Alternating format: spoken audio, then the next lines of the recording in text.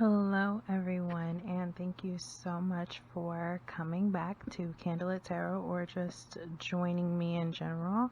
My name is Dio Bester, and here on CandlelitTarot I literally just do pick a card readings. I do deck reviews or flip throughs. This one will definitely be a review, and yeah, I'm just really excited to get started and talk more about this deck. So I wanted to talk about the True Heart Intuitive Tarot in today's video. If anyone is interested in a personal reading, I do offer those, and I usually get them returned either immediately or within the same day. If anyone would like to contact me about that, then a link is below, or several links at this point. I also have a podcast that I run, and then I have another podcast that I run as well. So anyways, let's get started. Yeah, the Rachel True Heart Intuitive Tarot. I was very excited to get this in the mail. I was excited to order this, but I will say that I waited a while. I was definitely able to get it, or to even pre-order it. I was able to do that, but I did not want to, because before I had seen a bunch of reviews and people saying how disappointed they are in the deck, and I'll talk about that a little bit. But the only reason why I got this was because it is, the original price on Amazon was like $28. It's on sale right now for $18 and some change. And I'm just gonna say that I'm glad I didn't pay full price. I love tarot decks, and I feel like at this point I have a lot, and I've gone through a lot to where I know, like, you know, I kind of know the format of it basically. And so I just want to say that I'm disappointed as well. I don't believe there's anything wrong with like this setup situation. Okay, well maybe it is, because like it just looks like with this there was like no time spent on how the inside would look, or if there would be a message inside. This is technically one of the higher priced decks on Amazon. There are some other ones like the Fountain Tarot, the Tattoo Tarot. I don't own the Fountain yet, but I do plan on getting it. It's on my to buy list. As far as the Tattoo Tarot, I'm not like with the artwork, so it's not really something I'm gonna get. There's another one that is similar, that is a Tattoo Tarot that I will get.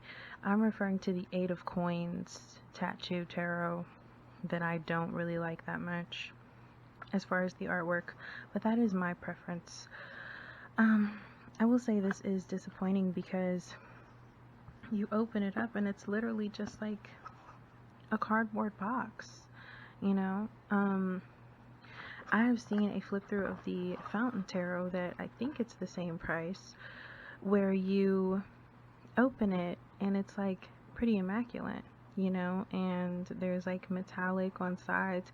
It's not technically called metallic. There's a special name for it that I actually learned when I first started reading tarot, but then I forgot it. I learned it through another YouTuber. His name is Papa Squirrel. If anyone watches YouTube, then I'm pretty sure they have, well, if anyone watches like anything that has to do with tarot decks or oracle decks, then you have heard of Papa Squirrel. He's pretty popular here, so check him out. Anyways, so I have a lot of problems with the guidebook. I let me start by saying I'm a big fan of Rachel True. This is nothing to like bash her or shame her or anything like that. I'm still a big fan of hers. I'm just disappointed in this. Now the artwork in this is so beautiful. It's A1. It's amazing. But the cardstock, the inside of this, no. The guidebook, no. And I'm saying I haven't read the guidebook, but do you see why I haven't read the guidebook? Because like it's a literal book.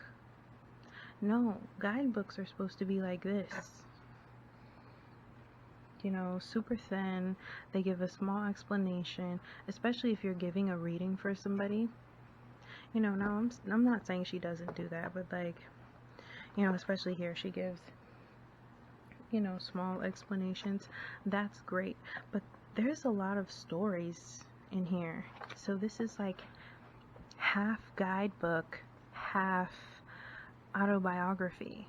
And technically, this is about her. This is, you know, from her brain. This is what she chose to put out.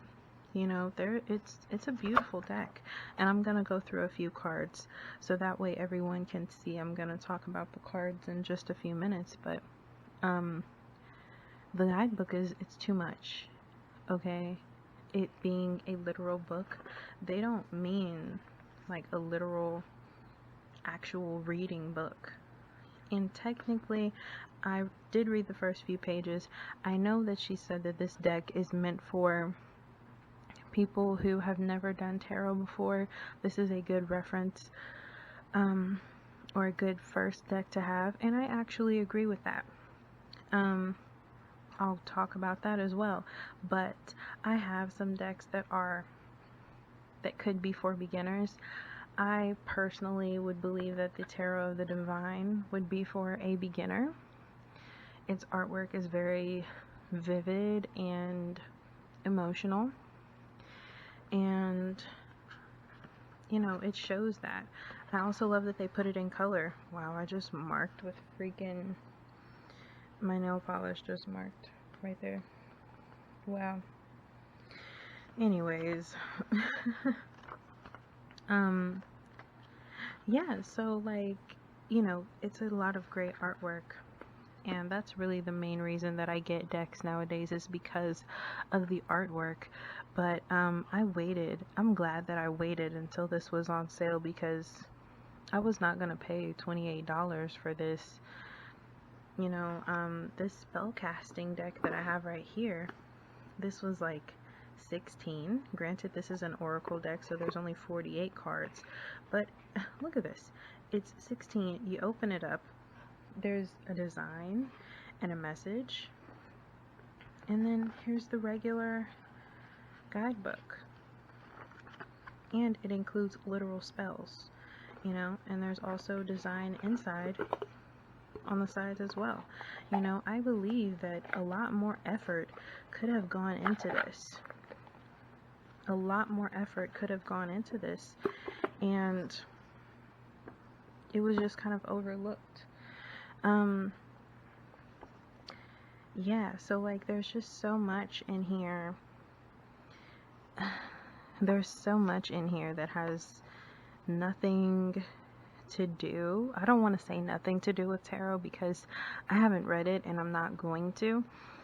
But there's just so much in here that's like so much of a life story, especially when it comes to like the major arcana. There's so much to it. And I feel ridiculous, not ridiculous, but I feel like, you know, maybe I'm being dramatic by saying that the guidebook is just too much, it's too big. But at the same time, I've gone through several decks, and I've never seen one that is like this thick. You know, if people are wanting to learn tarot, I actually would recommend this. Now, only when it's on sale. Yeah, because I would not I would not get it if it was more than what I paid. Just because, like, I really don't like that this is blank in here, you know, and then the guidebook is so ginormous. I understand that this is for people who haven't done tarot before, or if it's for beginners. But I feel like with something simple, it could have been smaller. It could have been narrowed down. This is the biggest, like, box setup. This is the biggest kind of, like, box setup that I've ever gotten.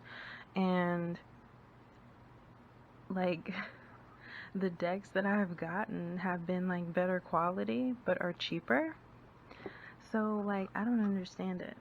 What happened? Someone explain to me. Okay, so now we're going to talk about the cards itself. I really do love the art. I really do. Yeah, I really do love it. It's beautiful. But I do not like the cardstock. It is too flimsy for me. Like, literally, like, you can actually bend the card itself. Like, it's not, no, that's not okay. That is not okay. You know? People say that, oh, you know, it's not a big deal. And, you know, for a lot of people it's not, but as for somebody who technically collects them now, and I literally pay attention to a lot of the detail that the artist and the writer put into the deck itself, this just doesn't seem like there was that much effort outside of the guidebook. I mean, there's a lot of effort put into that. And the artwork is beautiful. If you want to get a deck for the artwork, I recommend this, because it literally is amazing.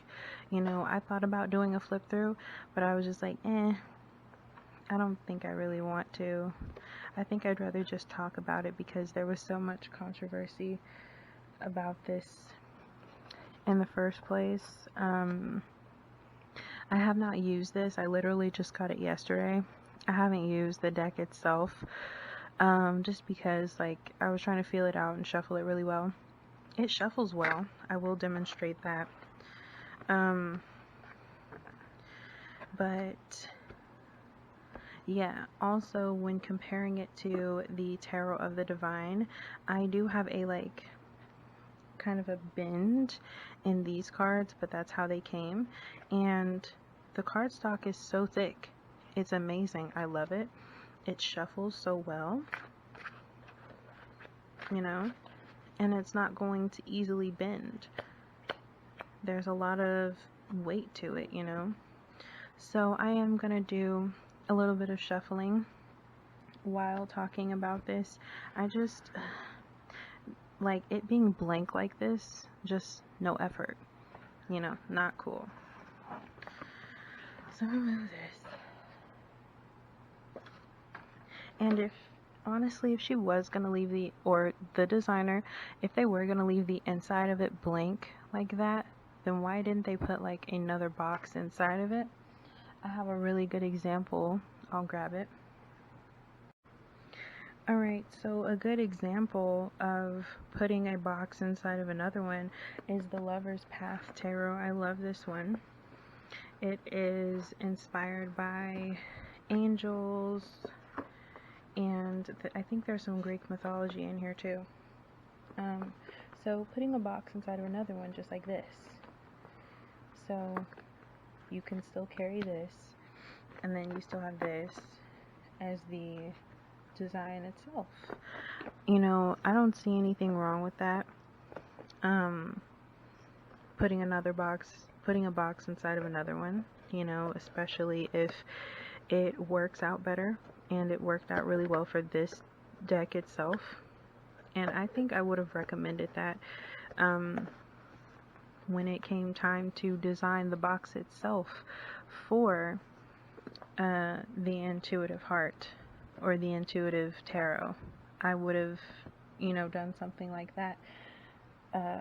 especially because it's just so blank in there. It's really, I don't know, it's wild. Also, there was a lot of issues because people were saying, oh, she's just coming out with it now because, you know, the craft legacy is coming out, or whatever the case is. Honestly, I don't really care when she would have decided to come out with it, but I do believe that, like, how am I going to shuffle this time? I don't know. I do believe that it seemed like it was rushed, especially because the inside is completely blank, but it might have not been rushed because the guidebook is so freaking big. Like, it's a reading book. I'm bad at shuffling. I was so good last night, but I didn't record it, so it's kind of like technically it didn't happen, you know? So yeah, they shuffle really, really well. But the cardstock literally reminds me of cardstock that I own myself. I own cardstock. I don't know why I own cardstock, but I do.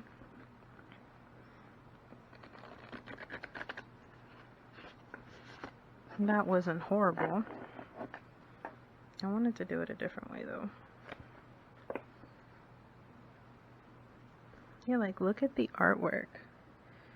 Just beautiful.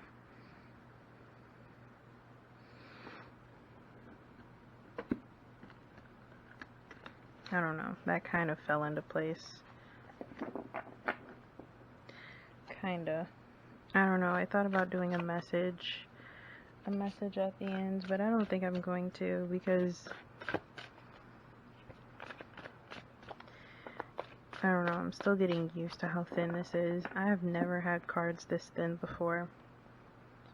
Not even with the Numinous deck. It's an astrology deck. That's not even this thin. I had to look back there to see what it was called because I completely forgot.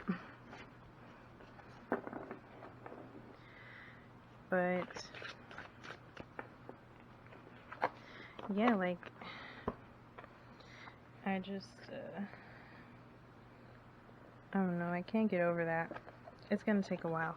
I'm not going to send it back just because I love the artwork so much and I want to support Rachel True.